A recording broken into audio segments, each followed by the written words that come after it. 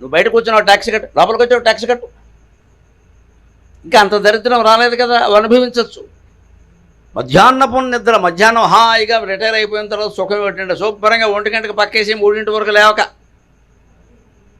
ఉద్యోగం చేసేటప్పుడు అవకాశం ఉందా? సాఫ్ట్వేర్ ఉద్యోగం ఏదో చేసాం, ఎక్కడ ఊపిరి సలపనంత ఉద్యోగాలు చేసాం. 60 ఏళ్ళు దాటా కూడా మళ్ళీ ఎందుకండి ఈ సీన్ వదిలేయి, సుఖంగా 2 గంటలు పడుకో. నీకు లేవాలనిపిస్తే లేదా టీ పెట్టాకలే. ముత్యాలమ్మ జాతరలో ముత్యాలమ్మ కోడి పుంజు చూపిస్తే కానీ గరగొన్నవాడు గంతీయుడు, అలాగే ఈ పెద్ద మనిషికి టీ చూపిస్తే కానీ లేవు. పోయి సుఖంగా పడుకో. అప్పుడు 3:30కి వచ్చి కూర్చో, ఫ్రెండ్ని పిలుచుకున్నారు, కబుర్లు చెప్పుకో. ఎవరు లేకపోవడం ఏంటి? భార్య కొత్త పెద్ద ఫ్రెండ్, భర్తే పెద్ద ఫ్రెండ్, అంతకంటే ఫ్రెండ్ ఏమిటండి? కూర్చుని ఇద్దరు టీ తాగండి సుఖంగా. చలికాలం అయితే వేసవకాలం అయితే నిమ్మరసం నీళ్లు తాగండి, 4 కబుర్లు చెప్పుకోండి, పాతకాలపు స్మృతులన్నీ తెచ్చుకోండి. వీలైతే ఒక గొడవ పెట్టుకోండి, ఏదో ఒకటి 1 గంట కాలక్షేపం. అయిపోయిన తర్వాత ఓకే అంతా క్యాన్సిల్, మొత్తం అయిపోయింది అంతే. ఎక్కడ దొంగలు అక్కడే గప్చి. ఇప్పుడు మాటలు ఇప్పుడే మర్చిపోవలసిందిగా విజ్ఞప్తి, వందనం సమర్పణ అంతే.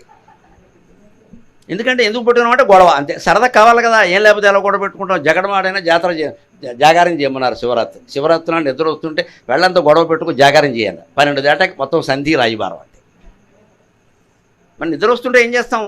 దీని జీవితాన్ని సరదాగా మార్చుకోవచ్చు. సెలవులు, మధ్యాహ్నపు నిద్ర, సంధ్యాయుగ్మారుణ ఆవకాయ. తెలుగు భారతీయులు కాదు, ఆంధ్రులకు మాత్రమే పట్టిన అదృష్టం. వేసవకాలమే ఆవకాయ రుచిగా ఉంటుంది మిగిలినప్పుడు కంటే. అసలు ఆ కొత్త ఆవకాయ వేసుకుని మామిడి పండ్లు నంచుకుంటే అంతకంటే గొప్ప ఆనందం ఉందండి. ఇలా తినే పిజ్జాలు బర్గర్లు ఏమైనా ఆనందంగా ఉంటాయి? వాడు ఇంత రొట్టు ముక్క ఎడతాడు, దాన్ని 2 భాగాలు చేస్తాడు, దాని మధ్యలో గడ్డి గాదం మన్ను మాంసం అన్నీ పెట్టి అని తింటూ ఉంటాడు. ఇంత నోరు తెరవాలా దానికి? ఒక మామిడి పండు శుభ్రంగా చెరుకు రసాలు, నూజివీడు రసాలు వస్తాయి. నూజివీడిని తెప్పించండి, మీరు ఇబ్రహీంపట్నం వాళ్ళు కదా, నూజివీడు దగ్గరే కదా, తెప్పించండి నూజివీడు రసాలు. అవి ఎలా ఉంటాయంటే పద్యంలో చెప్ప, ఒక హస్తం బంధునం పట్టలేమో ఈ అన్న రసాలు. ఒక రసం పండు చేతిలో పెట్టు, ఒక చేతితో పట్టుకోవాలి, 2 పళ్ళతో పట్టుకోవాలి. దాన్ని అలాగే తినాలి, కొయ్యకూడదు. అది రసం. కోసే పండు వేరు, పీల్చే రసం తాగే పండు వేరు. ఒక హస్తంలో సరిపోనటువంటి రోజు 2 చేతులతో పట్టుకుంటే కానీ అంత మొత్తం ఏదో ఇవ్వాలన్నా ఆవిడ 2 చేతులు పట్టాలి. స్నేహరసము, అన్నింటికి మించినవి స్నేహరసాలండి. వాటిని ఆస్వాదించవచ్చు కదా, అభ్యంతరం ఏముంది ఇక్కడ? దాంతోపాటుగా మనం అలవాటు చేసుకోవలసింది ఏమిటంటే, ఎప్పుడు చూసిన విషయాలే అయినా 60 ఏళ్ల తర్వాత 50 ఏళ్ల తర్వాత నుంచే మీరు అభ్యాసం చేస్తే కొత్తగా ఉంటాయండి. మన పిల్లలే మనకు ఆశ్చర్యంగా కనపడతారు. 50 దాటేసరికి వాడికి పెళ్ళి, వాడు చిన్న పిల్లని ఎత్తుకుని మన దగ్గరికి వచ్చాడు, నాన్న మనవరాలు ఎంత బాగుందో అంటే మనకేమనిపిస్తుంది? వీడు గాడిది, వీడి చిన్నప్పుడు ఈ వయసులో వీడు నేర్చుకుని అప్పుడు వీడు తండ్రి అయిపోయాడు, వీడికో కూతురు. ఇదెంత ఆశ్చర్యకరమైన సన్నివేశం అండి. అది మనకెంత అదృష్టం ఉంటుంది. మా పెద్ద అబ్బాయికి కూతురు పుట్టగానే వాడు నాకు చూపించి ఇలాగే అంటే అన్నాను, వాడిని నేను ఎత్తుకున్న ఫోటో వాడికి పంపించి దీన్ని ఓ చోట పెట్టరా.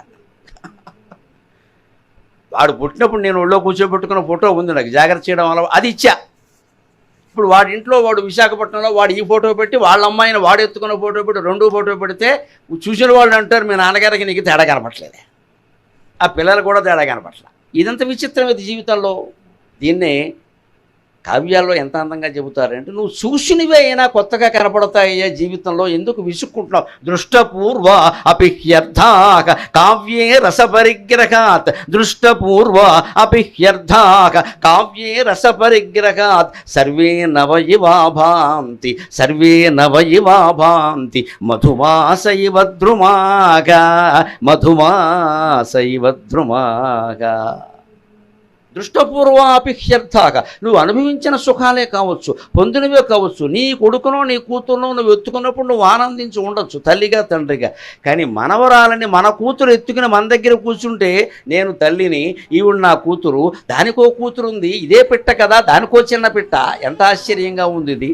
నేను దీనికోసం పడిన తాపత్రయం కంటే నా కూతురు ఎక్కువ పడిపోతుంది, దీనికోసం నేను కూడా పడవలసి వస్తుంది. అంతే కదా. దానికి వల్ల కాకపోతే అమ్మ రొంపట్టింది, నాకు ఏం చేయాలో తెలియట్లా, నువ్వు చూసుకో ఉంటుంది. ఈ తల్లి వెంటనే వైద్యం చేస్తుంది అనుభవం కారణంగా. అంటే ఇదివరకు చూసినటువంటి పిల్లలే మనకి విచిత్రంగా కనపడతారండి. సర్వే నవయవా భాంతి, అన్నీ కొత్తగా ఉంటాయి. ఎలాగా? కావ్యే రసపరిగ్రహాత్, కావ్యాల్లో రసం అనేది ఉంటుంది. అది ఆ నాటకం ఎన్నిసార్లు చూసినా మనకు చూడాలనిపిస్తుంది. హరిశ్చంద్ర నాటకం 100 సార్లు చూసిన వాళ్ళు ఉన్నారు. ఎందుకని?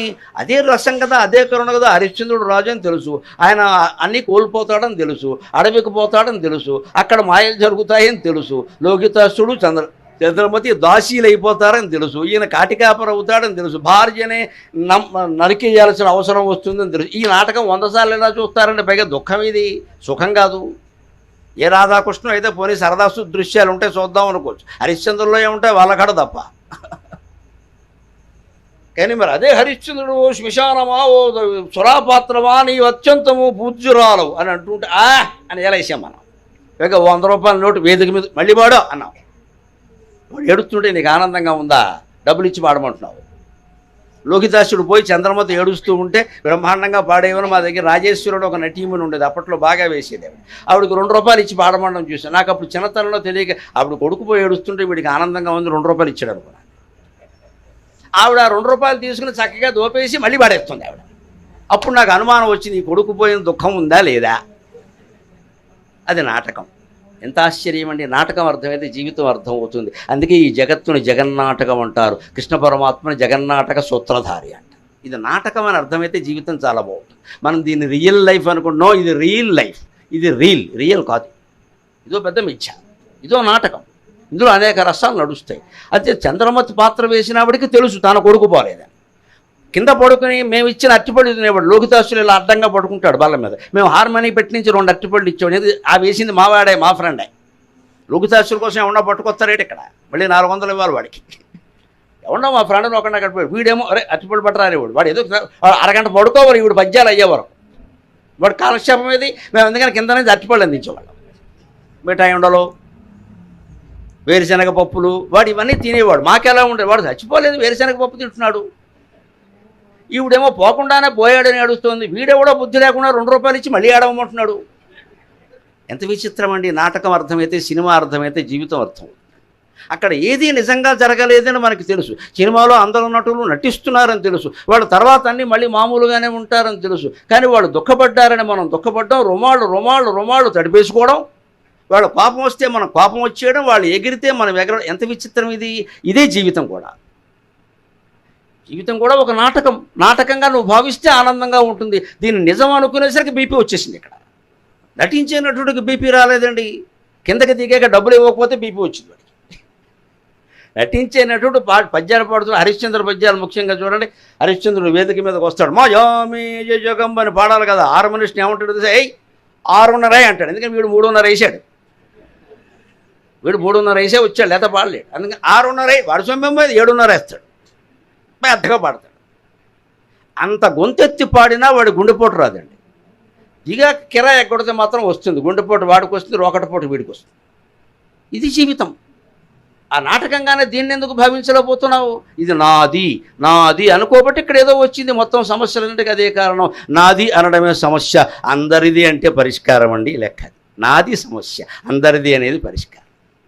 ఈ సభ అందరిది అనుకున్నాం కాబట్టి మీరు అన్ని నియమ నిబంధనలన్నీ పాటించి, మీకంటే చిన్నవాడినైనా పెద్దవాడినైనా నా మాట గౌరవించి ఫోన్లు కట్టేసి మంచినీళ్ళు కూడా తాగడం మానేసి, మధ్యలో పళ్ళరసాలు ఇచ్చినా తాగడం మానేసి వింటున్నారు. ఎందుకని ఇది అందరిది అనే మాట ఉంది. అదే పరిష్కారం. నా సభ, నేను మంచినీళ్ళు తాగితే ఆయన కూడా వద్దనడానికి, నేను ఫోన్ చూస్తే ఆయన కూడా వద్దనడానికంటే గొడవ అయిపోతుంది. ఇది సభ ఒక ఏకాత్మ ప్రయోజనం కోసం వచ్చాము ఇక్కడికి. మనం ఎంటర్టైన్మెంట్ కోసం రాలేదు ఇక్కడికి. It's not for entertainment, it's very serious.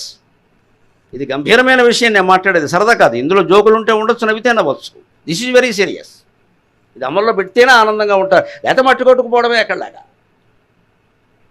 పెట్టాలంటే దాన్ని శ్రద్ధగానే వినాలి. ఏదో తాగుతూ ఏదో తింటూ ఫోన్ చూస్తూ మధ్యలో ఓసారి నవ్వగానే ఏంటికి నవ్వారు, నీ మొహం నీ నవ్వే యోగం లేదు, వాళ్ళు నవ్వారు.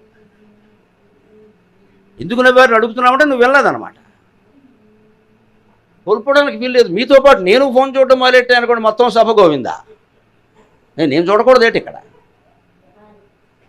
అందరం ఒకే దాని మీద, అదే అందరిది అనుకుంటే పరిష్కారం, నాది అనుకుంటే సమస్య. జీవితంలో ఏదైనా అంతే.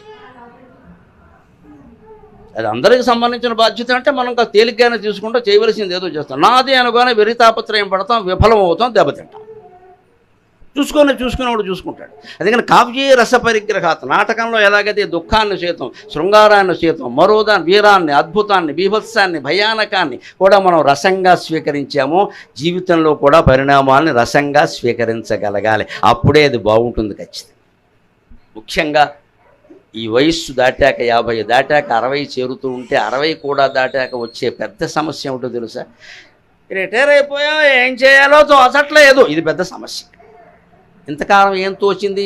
10 మందిని తోసాడు లోపలికి, అందుకని తోచింది. ఇప్పుడు ఆ తోపుడు బండి లేదు ఇక్కడ, ఎవడో పట్టించుకోవట్ల. ఆఫీసులో ఉంటే అక్కడ ఏదో పెత్తనం చేయడం, 10 మందికి బాస్ అనడం, వాడు ఎవడో శబాస్ అనడం. అది ఇవి ఇంట్లో ఉంటే ఈవిడ ఇంట్లో ఉన్న ఉద్యోగం చేసిన ఈవిడికో పెత్తనం ఉంటుందిగా, ఇంట్లో పెత్తనం ఉంటుంది. లేకపోతే కనీసం పని మనుషుల మీద పెత్తనం చేయడం, ఏదో ఆ కూరల వాడి మీదనే పెత్తనం చేయాలి. ఎవడో ఒరే అనడానికి ఒకడు ఉండాలి మనకి. ఏదో చేసాం. రిటైర్ అయిన తర్వాత ఎలా ఉంటుందంటే, మనం అక్కడ కూర్చుంటే మన మీదే పెత్తనాలు మొదలవుతాయండి, దాన్ని భరించగలగాలి. అదే జీవితం అంటే. ఇంతకాలం మనం చేసాం కదా. ఇప్పుడు వాళ్ళు చేస్తారు. ఒక హెడ్ మాస్టర్గా పనిచేసాడు ఒక ఆయన ఇంకొకటి ఆయనకి అప్పగించాడు. ఈయన వచ్చేస్తాడు, ఆయన ఉంటాడు కదా, చేసుకోమనాలి, సహకరించాలి. ఎవరైనా మన దగ్గరికి వచ్చి ఏమంటే మీరు ఉన్నట్టుగా లేదండి అంటే, ఈ రిటైర్ అయిన హెడ్ మాస్టర్కి ఎంత ఆనందంగా ఉంటుందో. అది బ్రహ్మానంద పదవి లేదు కదా. మొన్న వచ్చిన సైన్స్ మాస్టర్ కూడా అదే అన్నారయ్యా, ఏంటి స్కూల్ మొత్తం పాడైపోయిందిరా. నన్ను మన్నించండి, ఈ కుళ్ళు బుద్ధి ఎలా ఉందంటే, ఈ రిటైర్ అయిన హెడ్ మాస్టర్కి స్కూల్ పాడైపోవాలని ఉందండి, ఈయనకి బాగుపడాలండి. తాను వదిలేసాడు కాబట్టి పాడైపోవాలి, తాను ఉంటే బాగుండాలి. ఈ బుద్ధికి పరిష్కారం చెప్పండమా, మొత్తం ప్రపంచ సమస్యలన్నీ పరిష్కారం అవుతాయి. నువ్వు ఉన్నప్పుడేమో అది బాగుండాలా, నువ్వు బయటకు వచ్చా కూడా పాడైపోవాలా. ఏదైనా క్లబ్కి సెక్రటరీగా చేసిన అంతే, సంస్థకు అధిపతిగా చేసినంతే. వాడు ఉన్నప్పుడు బాగుండాలి. వాడు వచ్చిన తర్వాత ఎవరన్నా వస్తే మీరు ఉన్నట్టుగా లేదండి అనగానే ఇంకాస్త టీ ఎక్కువిస్తాడు, ఇంకాస్త కాఫీ ఎక్కువిస్తాడు. కానీ ఇది విషం రూపంలో వాడు హృదయంలో కొడుతుందని తెలుసుకోలేకపోతున్నాడు. ఈ ద్వేషం. సంస్థ అన్నాక ఎప్పుడైనా బాగుండాలి, మనం ఉన్నా లేకపోయినా. సంసారమేనా అంతే, ప్రపంచమేనా అంతే, మనం ఉన్నా లేకపోయినా బాగుండాలి. ఒకటే లెక్కండి, జీవితంలో సంతోషంగా ఉండాలంటే మనం ఉన్నంతకాలం మన ప్రాధాన్యం మనకు ఉంటుంది. కానీ మనం పోతే ఏది ఆగదండి, అది గ్రహించుకోవాలి. ఎక్కడ ఎవరి పని వాళ్ళు చేసుకుంటూనే ఉంటారు. మనకి ఏదో మొత్తం ప్రపంచం గాంధీ గారు పోతే ఆగలేదు, మనం పోతే ఆగిపోతే కదా మనం అవడం. దానికి సిద్ధపడాలి ముందే. అంతేగాని పోయిన తర్వాత కూడా గుర్తుపెట్టుకుందుకు వీలుగా మనమే ముందు జాగ్రత్త. ఇది మరీ తద్దినం అంటారు దీన్ని. వాడు పెట్టుకుంటే లేకపోతాడు. వాడు గుర్తుపెట్టుకుంటే ఒక పెద్ద విగ్రహం పెడితే మాత్రం మనకేమైనా కలిసి వచ్చిందా? ఇటీవల ఎవరో నాకు ఫోన్ చేశారు ఒంగోలు నుంచి, మేము ఈ విగ్రహం పెట్టదలుచుకున్నాము, నేను బతుకుంటాం, మీకు ఇష్టం లేదా అని అడిగాను. చాలా సీరియస్గా ఉంటుంది యోగా. ఏంటి నా విగ్రహం ఎందుకు పెడతావు? మాకు గౌరవం అయితే నేను చెప్పినవి చేయి. విగ్రహం పెడతానంటే పైన నా విగ్రహం పెడతాడు, నన్నే వచ్చి ఆవిష్కరించమంటాడు. నమశివాయ.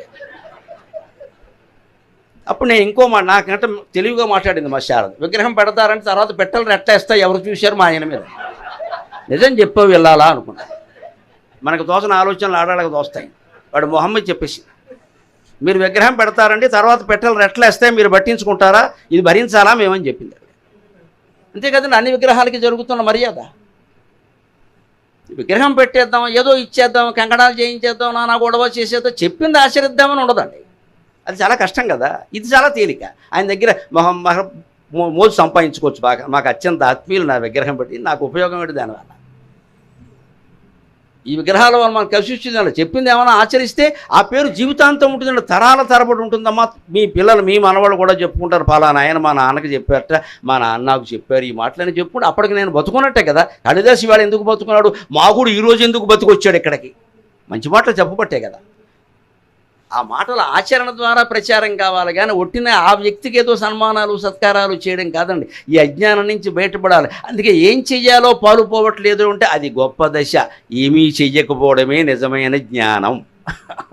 జిడ్డు కృష్ణమూర్తి గారు చెబుతాడు తన తత్వంలో, మనిషి సుఖపడాలంటే ఏం చెయ్యాలి అన్నాడు. ఏమీ చెయ్యకు సుఖంగా ఉంటామని. కనీసం అది రిటైర్ అయ్యాకైనా మనం గమనించాలి. ఏమీ చెయ్యొచ్చు, హాయిగా ఇంట్లో సుఖంగా కూర్చుని ఏది అత్యవసరమే వస్తుందో అదే చేస్తాం. మిగిలిన కాలక్షేపాలు ఏవో మనం గ్రంథాలు చదువుకోవడమో ఏదో మన పని మనకు ఆసక్తులు ఉంటాయి కదా.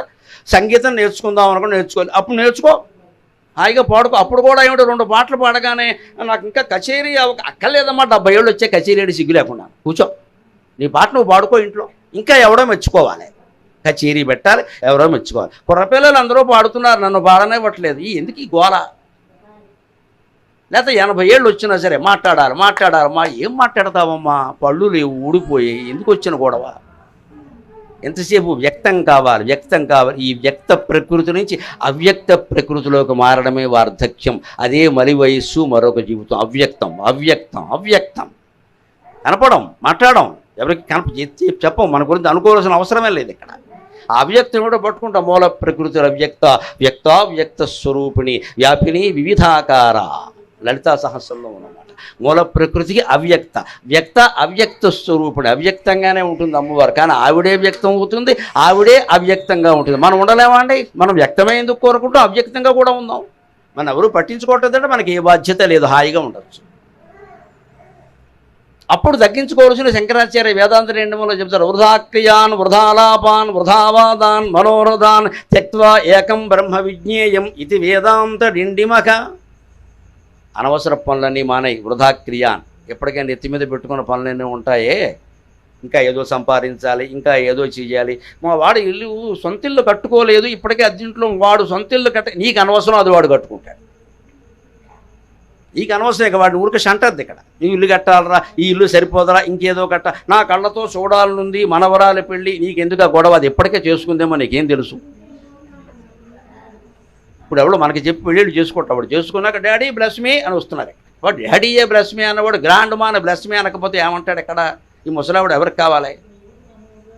ఒకటే లెక్కండి వేదాంతం. వారికి మనం అక్కర్లేనప్పుడు మనకి వారు అక్కర్లేదు. ఆ ఊరికి ఈ ఊరు ఎంత దూరమో ఈ ఊరికి ఆ ఊరు అంతే దూరం. అలా ఉండగలిగితే నిశ్చింతగా ఉండగలుగుతాం జీవితం.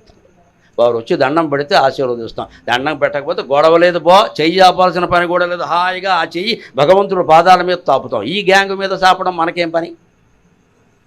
నన్ను ఎవరు గుర్తుపట్టట్లా, నన్ను ఎవరు పలకరించకపోతే మన అదృష్టం అండి, ఒంటరిగా కూర్చోవచ్చు. ఇందాక కార్యక్రమానికి ముందు నేను 9:30కే వచ్చా. నాకు సమయం చెప్పారు, పాపం వారు తీసుకొచ్చారు, వచ్చారు. నాకు అక్కడ ఒక అరగంట సమయం దొరికింది. ఇంత ఖరీదైన హోటల్లో వెనకాల ఉన్న ఆకుపచ్చని చెట్లన్నీ చూసే అవకాశం నాకు రాదు కదండి. ఆ రూములో నేను ఒక్కడనే ఉండి ఆ తెరలన్నీ తొలగించి ఆ చెట్లు చూస్తూ అరగంట గడిపానమ్మా. నా ఆనందం నాది. మీకు చెబుతున్నాను కదా, బాల్కనీలో ఉండి చూడమని. సొమ్మేమో మీది, షోకేమో నాది. నేను ఇక్కడికి వచ్చి ఆ రూమ్ తీసుకుని ఆ చెట్లు చూడాలంటే ఇక్కడ 3,000 4,000 ఇవ్వాలి. ఎందుకు వచ్చిన గొడవ? మీరు ఇచ్చుకున్నారు, నేను నా సమయానికి నాకు మైక్ ఇస్తే అయిపోయాయి. అదైతే అడుగుతానే. ఆయన 10:30 అని చెప్పారు, ఇస్తారు పర్వాలేదు. నేను కూర్చున్నాను హాయిగా, నేనే ఆయన తొందర పెట్టలా. మీరు అయ్యాక రండి అని చెప్పాను. ఎందుకంటే ఇవాళ ఆదివారం ట్రాఫిక్ లేదు, తొందరగా వచ్చాం, రావేమో అనుకుని ముందు బయలుదేరాం, తప్పేముంది. అక్కడ ఒక అవకాశం దొరికింది. ఆ గదిలో నేను ఒక్కడనే ఉన్నాను, వారు అమ్మాయిలు ఉన్నారు. కాసేపు ఉన్నాక వారు ఏదో పని మీద, నేనే పంపించాను బయటికి, ఏదో పని ఉండి. వాళ్ళు నేను ఒక్కడనే ఉన్నా, హాయిగా చూశాను. అంతేకాని నాకు ఇక్కడ నలుగురిని ఏర్పాటు చేయాలండి, భజన చేయాలండి, కుదరలేదు. ఏ భజన ఎందుకు? ఇదే సెలబ్రిటీ స్టేటస్లో మోసపోయేది ప్రతి వాళ్ళు ఇదే. చుట్టూ నలుగురు ఉండాలి. పోతే 16 మంది ఉంటారమ్మా, నలుగురేం కర్మ. ఐస్ బాక్స్ చుట్టూ 16 మంది ఉంటారు. ఎందుకు చుట్టూ గ్యాంగు? ఎవడూ లేకుండా మనం ఉండలేమా? ఒంటరితనాన్ని ఏకాంతంగా మార్చుకోవాలి, అమృతప్రాయమైన జీవితాన్ని పట్టుకోవాలి. మీరు ముఖ్యంగా నాకు ఎక్కడ నచ్చారు, నేను ఎందుకు వచ్చానంటే కేవలం శ్రీకృష్ణ గారి గురించి మాత్రమే కాదు, ఆయన ప్రధాన కారణం. ఆయన చెప్పిన కారణం ఇంకా నన్ను ఆకర్షించింది. ఎప్పుడూ మేము రామకృష్ణ విద్యాలయంలో చదువుకున్నామండి, చిన్న వయస్సులో. అది హై స్కూల్ కదా, హై స్కూల్ స్థాయిలో చదువుకున్నాం. ఇప్పుడేమో అందరూ డిగ్రీలు అయిపోయినాయి, పీజీలు అయిపోయినాయి, రకరకాల ఉద్యోగాల్లో ఉన్నారు, గృహస్థాశ్రమాల్లో ఉన్నారు, మనవాళ్ళను కూడా ఎత్తుకున్నారు. ఈ దశలో మేమందరం కలవదలుచుకున్నాం. మీరు మాట్లాడాలి అంటే అసలు ఆ విద్యాలయానికి నేను నమస్కారం చేస్తున్నా ముందు, రామకృష్ణ విద్యాలయానికి.